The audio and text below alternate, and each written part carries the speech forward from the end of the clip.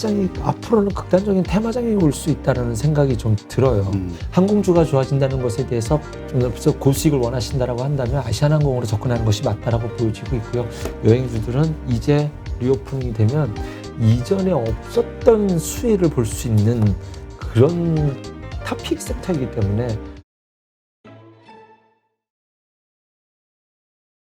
다음 주 시장에 대한 이야기 한번 좀 해볼까요? 네. 일단 잭슨홀 미팅 뭐 오늘 저녁에 뭐 새벽에 이제 발표가 있겠죠. 파월 의장 뭐 별건 없을 거란 얘기가 네네. 이제 시장 대부분의 그 컨센서스인데 어떻게 보세요? 일단 그 리스크 변동성을 일으킬 만한 리스크는 다 끝났다 이렇게 보시나요? 사실 이제 이거는 제가 갖고 있는 상상을 그냥 말씀드릴 수밖에 없을 것 같아요. 왜냐하면 전망을 얘기하는 거니 어쨌든 그 댈러스 연준 총재의 발언으로 해서 우리가 증시가 반등을 줬다면 지금 댈러스 연준 총재가 다시 매파적 발언을 했어요. 10월부터 테이퍼링 해도 된다. 연준 총재가 이래도 되나요? 이건 좀 아닌 것 같은데. 간보기 하는 것 같아. 시장. 네. 예. 이것이 공화당 측면에서는 이 테이퍼링을 빨리 해야 된다고 압박을 하는 것이 이 3.5조 달러에 대한 좀 태클을 걸고 싶어서 이것에 대해서 자극시키는 거라고 저는 생각을 하거든요, 개인적으로. 그런데 댈러스 연준 총재가 마음을 바꿨을 때 저는 이렇게 생각한 거죠. 인프라 법안이 통과돼야 된다라는 것이 이는 맞다라고 판단을 했구나. 라고 저는 시장을 샜기 때문에 그러면 이제부터는 인프라를 봐야 된다. 그리고 이제 조금 시장이 막 그렇게 급락이 나올 것 같지는 않습니다. 한번 맞아봤기 때문에. 하지만 시장이 막 썩 재미있을 것 같지는 않아요. 단기 조정이 한 번은 나올 대로 나왔고 잭슨홀 미팅에서 무슨 얘기가 나온다 하더라도 호학제가 양쪽이 코에 걸면 코걸이, 귀에 걸면 귀걸이요. 그 얘기 알고 있었어. 뭐 파월이 좀 비둘기적으로 얘기한다 하더라면 물론 시장이 좋겠죠. 그렇게 얘기하는 것이. 그렇지만 그 또한 알고 있었고 그것이 내 종목에 좀 긍정적으로 반응하기에는 조금 추석 연휴 전까지 개인 투자자가 이렇게 좀 주식을 편안하게 담기는 조금 쉽지 않다. 그럼 극단적인 테마성 트레이딩 매매는 나올 수 있다라는 점. 그래서 결국은 9월 옵션 만기일과 이제 추석 명절까지는 조금 조심하게 보자라고 좀 말씀을 드려야 될 것 같네요. 뭐 좀 시원한 해법을 말씀드리고 싶은데, 테마는 재밌을 겁니다. 중소형 주단에서는 트레이딩 충분히 해볼 수 있으라 생각이 듭니다. 그러니까 주린이들 그 우량주, 수출주, 대형주 들고 있는 분들은 또 인내의 시간이 많이 필요하겠다. 네. 이런 말씀 들어보니까 그런 생각이 드는데 자 일단 옵션 만기일도 있고요. 그다음에 FOMC 회의. 그러니까 이런 어떤 것들에 의해서 변동성이 생길 수 있으니 현금 보유를 하자. 이런 이야기들이 많이 있는데 어떻게 현금 보유 비율을 몇 % 정도로 보세요?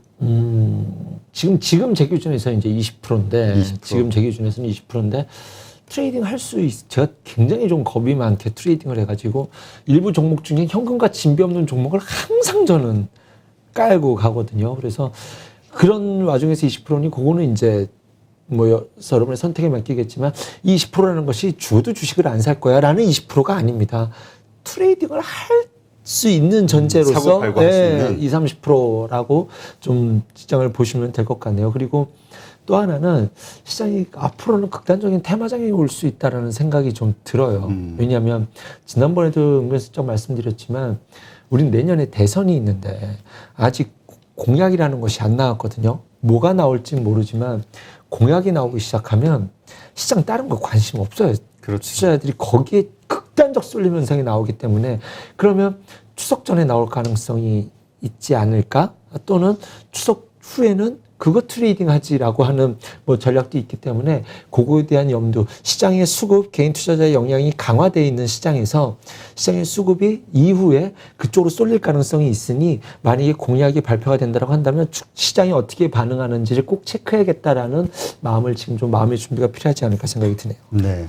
사실 그 정치 테마주 같은 경우는 개인적으로 저도 이렇게 바람직하지 않다 이렇게 생각을 하는데 일단 이게 한국 시장에서는 대선 때마다 발생하는 어떤 현실의 문제니까 그러니까 그나마 좀 좁힌다고 하면 정책 관련주 이렇게 그렇죠. 좀 표현하는 게 좋겠죠. 그렇죠. 정치인과 관련된 테마가 아니라 그렇죠. 정책과 관련된 인물주들은 다 했습니다. 작년과 올해 초에 이미 어마어마한 급등을 다 보여줬기 때문에 근데 문제는 그러한 급등락을 통해 급등으로 끝난 게 아니라 급등한 그렇죠. 후에 급락을 다 하니까 맞았죠 지금. 많은 분들이 거기에 피해를 입은 분들이 참 많단 말이죠. 그 돈 벌기 위해서 그렇죠. 들어갔다가 인물주는 지금은 힘듭니다. 새로운 인물이 등장하면 그 인물주에 갈 거예요. 그런데 지금 실제로 일부 종목이 그렇게 움직이고 있어요. 인물주 새롭게 보수축 진영에서 새로운 다크호스로서 움직이는 새로운 종목이 있습니다. 근데 인물주 투자는 매우 짧을 것이고요. 이제는 인물주는 아닙니다. 워낙 작년에 어마어마한 제 친한 동생이 차 뽑았습니다. 그래서 너네 벌써 샀냐? 그때 놀렸었거든요. 그런데 정말 큰 수익 나서 그래 인물주는 이제는 그 친구 팔고 나올 때 야 이제는 좀 인물주는 좀 조심해야 될 영역까지 오지 않았나. 이제부터는 정책과 관련된 이야기가 나오는데 어떤 이야기들이 정책으로 나올지 저는 수소액이 나올 수도 있지 않을까라는 생각도 지금 우리 조심스럽게 현재 나와 있는 거는 소형 원전에 대한 이야기. 그 다음에 또 하나는 그 대선 테마 관련주 하면 가장 건설주 아파트 계속 지어야 되는 공약은 누구나 다 할 수밖에 없으니까 그렇죠. 가장 이 컨센서스가 돼 있는 거는 건설주 아닌가 싶어요. 건설주는 시장이 다 알고 있어요. 다 알고 있죠. 알고 있어서 근데 그래도 충분히 지금 매력도는 저는 갖고 있다라고 봅니다. 조정 많이 받았잖아요. 네, 그 부분이 저는 매력이라고 말씀드리고 싶어요. 빠진 만큼 빠졌어요. 이게 그래갖고 이제는 왜냐면 이게 이전에 한번 올라갔었을 때는 6월달에 올라갔었을 때는 나올 거야. 왜냐면 이제 집값이 워낙 올랐고 여기에 대한 반감들이 전 국민이 있기 때문에 그래서 공약이 몇만 원 공급하겠다. 근데 집만 공급해서는 안 될 거예요. 어떤 지역 환경, 지역 개발을 동시에 가져가겠다라고 반드시 같이 나와야 될 거기 때문에 그래서 대대적인 이슈가 만약에 나온 게 된다면 중소형 건설주와 이제 주택 쪽 관련된 뭐 건자재라든가 이쪽 정말 많이 빠졌더라고요. 그래서 이 정도면 그냥 담아봐도 되지 않나? 뭐 하츠라든가 KCC 건설, 뭐 IS 동서 이건 추천의 의미가 아닙니다. 그냥 제가 눈으로 보여지는 종목들 진짜 많이 빠졌다라고 옆에 친구들에게 얘기하는 종목이고 중소형 건설주들도 뭐 거의 신용 반대 나올 정도까지로 많이 빠져 있는 영역이지 않나? 지금은 이제 좀 매수 부담이 없던 영역이다. 여기에 또 하나가 원전이에요. 원전은 공약으로 나올지 안 나올지는 모릅니다. 이 셋 다 나올지 안 나올지는 모릅니다. 모르죠. 다 모르는 이야기인데 원전은 이 정권에 대한 심판의 의미가 포함되어 있잖아요. 그렇죠. 현 정권이 했던 1호가 원자력이었는데 탈원전이었지 않습니까? 근데 지금 탈원전이 문제였냐? 저는 이렇게 생각하진 않아요. 전 세계가 탈원전을 했거든요, 사실은. 그런데 안타까운 점은 작년 초부터 다 돌아섰어요. 그래서 유럽에서는 그 텍소노미인가요? 텍소노미인가? 죄송합니다. 이 단어가 정확하게 기억이 모르는데 좀 잘 모르겠어요. 이 친환경과 관련된 기본 사업 5개, 5대 사업에 2가지를 포함시킨다 해서 원전을 지금 포함시켜야 된다는 이야기가 나오고 있거든요. 그러니까 현실적으로 해보니 어려움이 있었던 거군요. 진정한 친환경은 원전입니다. 문제는 이게 하나 터지면은 큰 위험이라는 건데 비행기 사고 나서 사고 나면 다 죽잖아요. 그렇죠. 그렇다고 비행기를 안 탈 수 있나요? 비행기 사고로 사망자 수보다 모기로 죽는 사람이 더 많은데. 그래서 이거는 제가 너무 이렇게까지 말씀드릴 필요는 없을 것 같고 이게 아니더라도 SMR 소형 모듈 원전이라는 것 때문에 한번 주가가 큰 상승을 보였다가 이제는 사실 우리나라가 원전에 대한 강국이거든요. 근데 이것을 수주를 주려고 했는데 우리는 포기해버렸는데 수주가 안 되는 거죠. 그래서 원전에 대한 새로운 도약을 하겠다는 공약이 아니더라도 좀 소형 원전의 자체적인 매력만으로도 친환경이라는 키포인트, 키워드 안에 원전이라는 것도 하나 포함될 수 있지 않을까는 지금 그냥 예상 추측하면서 이렇게 바라보고 있는 그런 관점으로 지켜볼 수 있는 섹터이지 않나 생각이 드네요. 네. 혹시 건설주 가운데서 네. 탑픽을 보는 곳이 있나요? 왜냐하면 저도 이제 건설주 애널리스트들 많이 만나봤지만 여러 명 이야기를 해보니 뭐 보통 이제 GS 건설을 탑픽으로 보는 곳이 많아요. 지난 번에는 몇 개월 전에는 현대건설 이렇게 하다가 요즘은 GS건설 얘기하는데 문제는 지금 우리 시장 자체가 대형주보다는 중소형주가 각광을 받는 시장이잖아요. 움직이기도 쉽고 그런 차원에서 봤을 때 이 섹터 내에서도 대형주를 봐야 되냐 아니면 중소형주에서 탑픽을 선택해야 되냐 이게 좀 헷갈리더라고요. 그거는 조금 본인의 성향을 조금 먼저 이해를 하셔야 되지 않을까라는 생각이 듭니다. 뭐 건설주의 탑픽에서는 일단 현대건설을 말씀드리고 싶고요. 대형 건설주 안에서 뭐 다 끼고 있잖아요. 아파트부터 플랜트라든가 그다음에 정부 정책 속에서 만약에 이런 일이 일어날지 안 일어날지 아직은 모르겠지만 뭐 북한과 관련된 반전 이야기가 나오게 된다면 현대건설은 거기에 또 한 자리를 차지하게 될 것이고 플러스로는 이제 현대 엔지니어링이 상장하게 된다라고 한다면 현대 오일뱅크도 이번에 참 얼마 전에 수소 관련된 투자 발표가 있었죠. 현대 오일뱅크라고 한다면 현대 중공업 지주, 현대 엔지니어링 상장을 플러스 알파로 기대를 갖고 간다면 현대 중공업도 좀 빠질 만큼 빠진 자리지 않나라는 생각을 들어서 이 안에 플러스 알파로서는 현대 중공업을 좀 대장주로 보고 저는 건설주 안에서는 이걸 보는데 실제로 이제 이런 우리나라 정책과 관련되라고 한다면 철저하게 소형주로 가셔야죠. 네, 소형주는 뭐 한 20개 불러드릴 수 있는데 그건 좀 의미가 없는 것 같고요. 네. 그럼 소형주들 가운데서 건설주, 소형주들 가운데서 가장 저평가돼 있다라고 판단하는 그 주식이 좋을까요? 아니면은 그러니까 낙폭과대주, 저평가주 이게 좋을까요? 아니면 그 추세가 그러니까 뭐라 그럴까 좀 살아있는? 지금 제가 보는 종목들은 대부분 다 깨져 있어요. 그래서 좀 탄력이 좋았던 종목이 일성건설이라는 놈이 주가 탄력이 좀 좋았었고 얼마 전에 여수남의 타당성 통과됐거든요. 그 뉴스 보셨나요? 여수남의 해저 터널을 뚫겠다라는 것이 타당성이 있느냐 이게 굉장히 오랫동안 말도 안 돼 그랬었는데 이번에 타당성이 통과됐어요. 이상하게 지금 아래 지역에 있는 것에 대해서 타당성 통과가 굉장히 관대합니다. 가덕도도 예타 면제됐었잖아요. 예비 타당성 통과가 됐거든요. 지방이. 네, 이게 면제될 정도로 이렇게 확실하게 밀어붙일 수 있다고? 근데 지금 여수남에 해저 터널을 한다라는 게 그러면 이게 1시간 넘게 걸리는 거리가 20분이면 간다고 해요. 근데 그것뿐만 아니라 플러스 알파 시너지들도 많이 있겠죠. 근데 이것이 타당성 통과가 됐으니 이것도 공약도 다시 글쎄 모르겠습니다. 어쨌든 그때 움직였던 것은 KT 서브마린이나 해저 터널은 특수건설이라는 종목이 있었고 그 외에 이제 예전에 어떠한 후보로서 이제 가능성 있는 한 분이 지역 개발을 내가 활성화하겠다라는 걸 했었어요. 지역 개발, 그래서 도심 지역 재개발 뭐 이런 것들을 하겠다고 했었을 때 그때 강하게 움직였었던 대장주로 있었던 것이 자연과 환경이었고 그 다음에 이화 공영, 뭐 3호 개발 이런 종목들이 고풀 안에 있었다 해서 과거에 이렇게 이런 움직임들이 있었다라는 점을 그래서 지금은 뭐가 움직일 겁니다. 이런 것보다는 이런 뉴스에 이런 종목들이 반응했었다라는 것을 말씀드리면 되겠네요. 네. 하여튼 그 관련된 주들을 보면서 네. 하여튼 뭐 나름대로 그럼 결정을 해야겠네요. 하시는 분들이 그렇죠. 그 뉴스가 나오면 그렇죠. 저평가주를 찾을 것이냐, 네네. 낙폭과대주를 찾을 것이냐, 아니면 이런 뉴스가 처음 나왔을 때 강하게 움직이는 주식을 대장주로 보고 들어갈 것이냐. 무조건 대장주 잡으셔야죠. 다른 거 보시면 안 됩니다. 그러면 무조건. 일단은 미리 예측하고 사는 것보다는 네. 뉴스가 나온 후에 대응 관점에서 들어가는 네. 게 좋다. 이렇게 네. 보시는 거군요. 네. 자, 그럼 이번엔 리오프닝 관련주 한번 볼까요? 네. 지금 아시아나 항공 상승세 괜찮았죠? 네. 이게 지금 미국에서도 이가 위드 코로나, 네네. 한국에서도 이 이야기가 나오면서 이제 리오프닝주가 다시 각광을 받기 시작하고 있는데 네네. 예, 관련된 이야기 좀 해주시죠. 그냥 지금 담아두시면 제가 작년 추석 전에 여행주만 사놓고 추석 명절을 보냈었거든요. 근데 지금 똑같습니다. 지금 산다면 여행주. 일단은 탑픽이 여행주.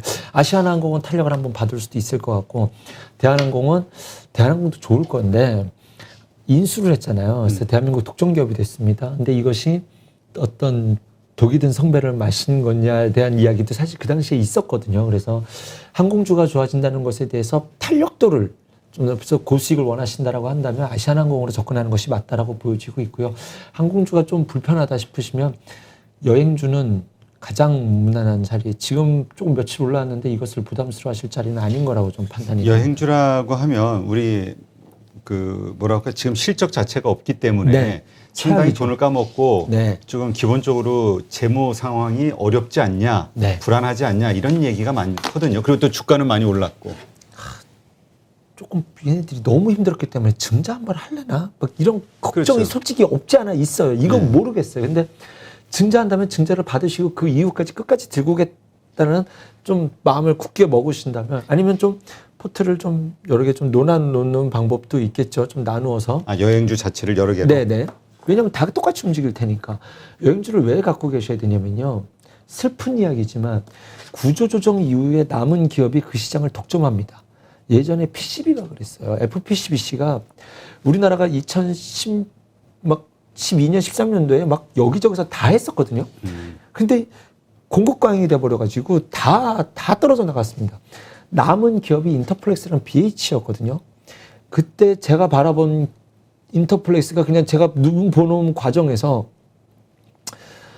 7배 나는 거를 라이브로 지켜봤기 때문에 가슴 아픈 이야기지만 여행사들이 다 문을 닫았습니다. 남은 기업이, 살아난 기업이 이 시장을 독점하게 될 텐데, 위드코리아라는 것이 전 세계적으로 갈 수밖에 없어요, 앞으로는. 이것을 감기처럼 대응하면서 넘어갈 수밖에 없기 때문에, 그러면 어떤 현상이 벌어지냐면, 비행기 티켓 값이 엄청 오를 거예요.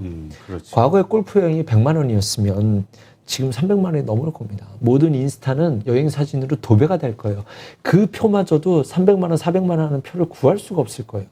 그렇기 때문에 여행주들은 이제 리오프닝이 되면 이전에 없었던 수혜를 볼 수 있는 그런 탑픽 섹터이기 때문에 뭐 뉴스가 도배가 되는 시대가 있고 그때 가서 매도하신다라고 생각하시고, 지금은 여행주는 조금 뭐 내년 4, 5, 내년 여름까지 좀 충분히 들고, 뭐 그 안에 뭐 폭발하면은 뭐 1000번 수세를 뽑아낼 수도 있겠죠.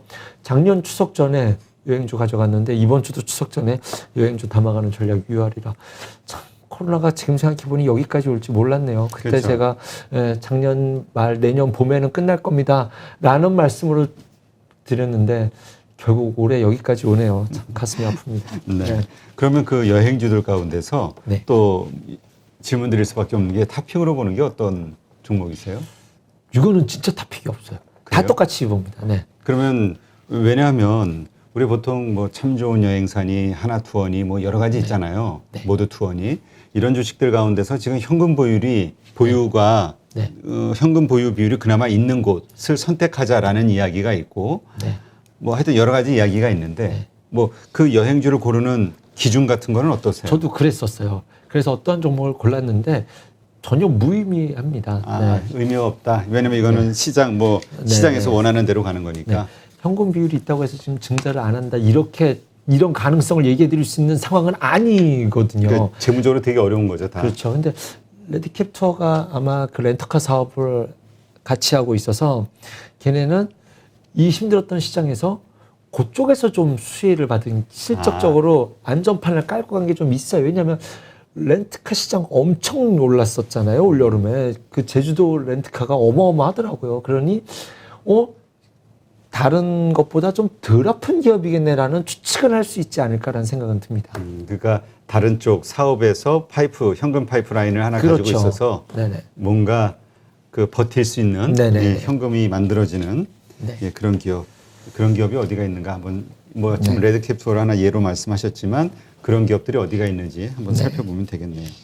자, 지금 말씀하신 대로 우리가 쭉 시장을 살펴봤지만 참 이게 불확실해요. 9월달 네. 옵션 만기일, 내마녀의 날, 그 다음에 테이퍼링에 대한 이슈, 뭐 하여튼 여러 가지가 있는데 이럴 때 우리가 어떻게 투자를 해야 살아남을 것이냐. 왜냐하면 주식시장에서 잘못 삐끗하는 순간 사실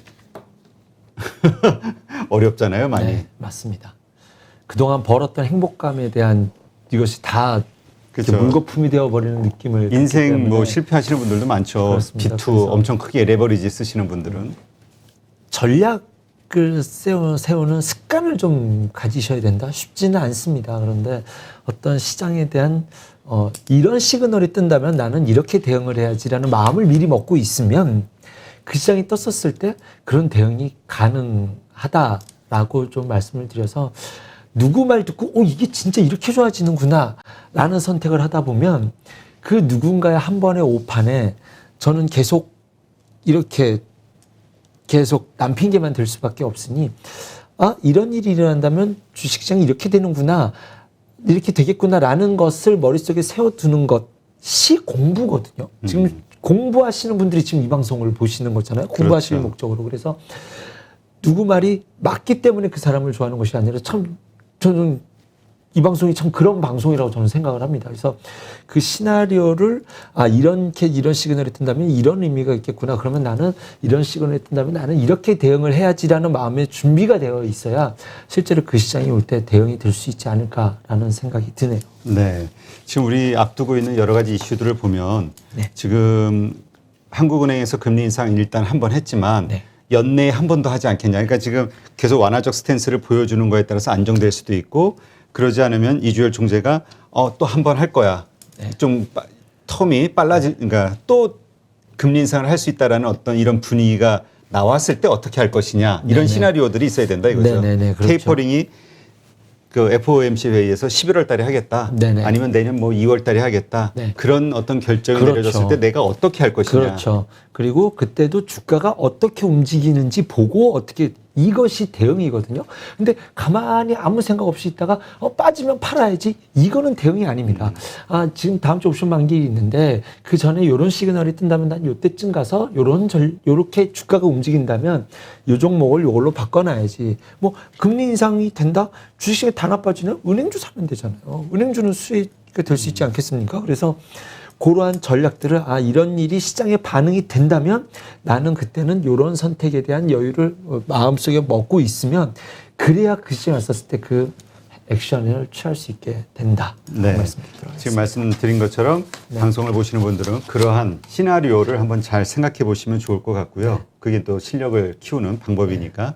그리고 이제 우리 방송에서도 그러한 부분들에 대해서 시기적절하게 네. 한 발 앞서서 한번 짚어보는 네. 그런 시간들을 갖도록 하겠습니다. 그래서 한번 본인이 세우신 전략과 또 전문가들이 생각하는 전략과 한번 비교하시면서 또 궤도 수정하실 수도 있고 하여튼 중요한 건 내 스스로 그런 노력을 해야 된다는 거. 그래야지 남들이 시키는 대로 갔다가는 뭐 모르잖아요. 좌표를. 그렇습니다. 네.